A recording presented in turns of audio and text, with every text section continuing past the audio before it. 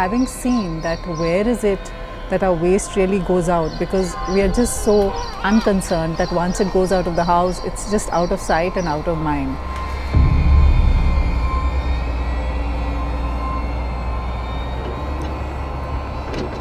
A 20-minute drive away from the Bhanwari landfill in Faridabad sits the sprawling 108-acre property of Nirvana Country.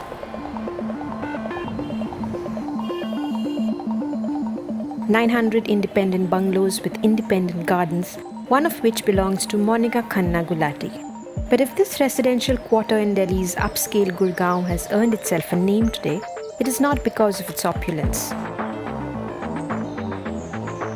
Today, Nirvana's waste management and processing techniques have turned it into a model story, a marked departure from what reality was even 4 years back.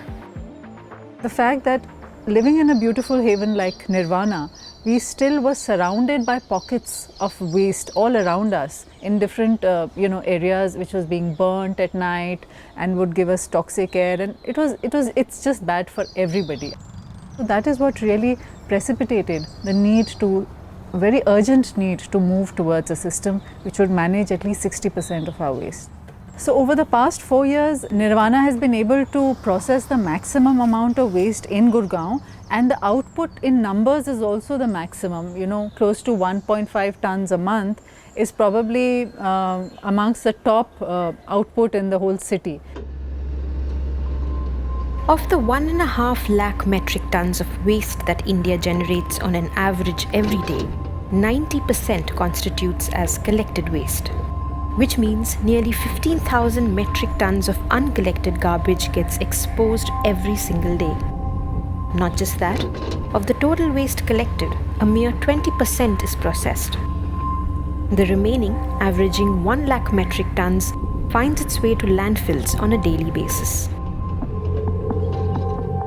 Built mostly on the fringes of cities, these mountains of garbage remain out of sight for most.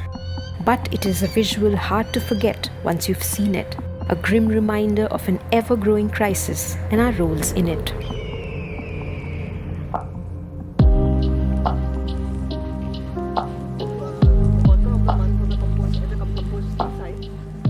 For the residents of Nirvana, led by Gulati, an educator and an active member of Gurgaon's Citizens Monitoring Committee, finding a solution that would work sustainably for the quantum of waste produced here wasn't easy. Rigorous ground research and close monitoring of other city municipalities later, the decision was made to set up their own compost plant. Using the drums and bin method, ensuring every household goes back to the starting point of any efficient waste management system: segregation at source. The segregated waste that comes from the homes, from the different blocks, is first weighed at the weighing machine. Then again, there is a secondary segregation that happens, because sometimes by mistake, the residents may put in something which cannot go into the shredder. For example, sometimes there are pieces of plastic, or maybe a broken bottle is there. So they sift through it, and then this waste is put in the shredder.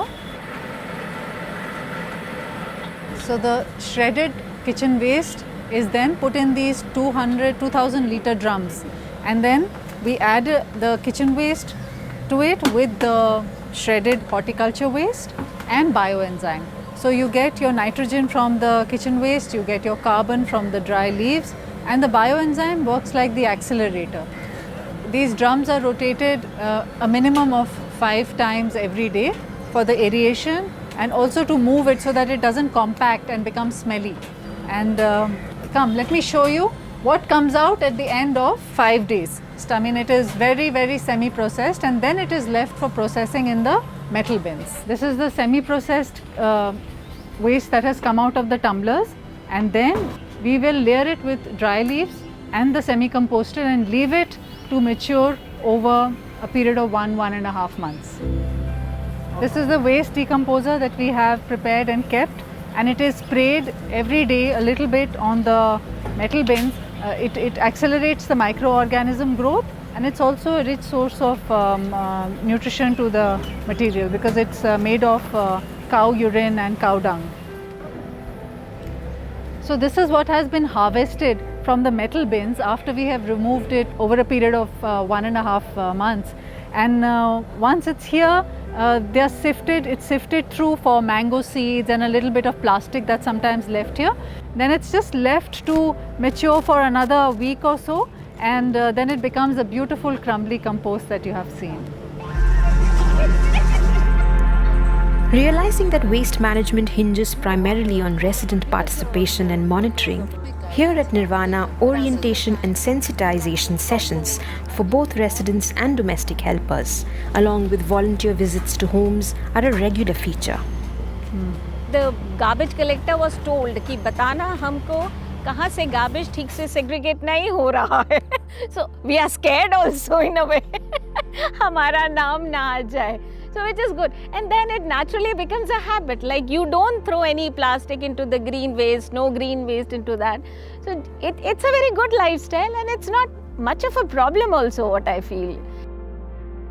Over the past 4 years in Nirvana, we have been able to keep 1,680 tons of organic waste, that's kitchen and horticulture waste, away from the landfill and processed it into compost, which means we've generated close to 252 tons of compost, which has been used in our lawns, sold to the residents, and sold to also people from outside. Whoever wishes to buy it, it's available. And also, which means that the dry waste that's going out, close to about 700 tons, has been clean and has been able to go into the recycling stream. Nirvana would probably serve as a good example of a case where knowledge, backed by rigorous scientific research, led citizens and its local government body to make some hard decisions.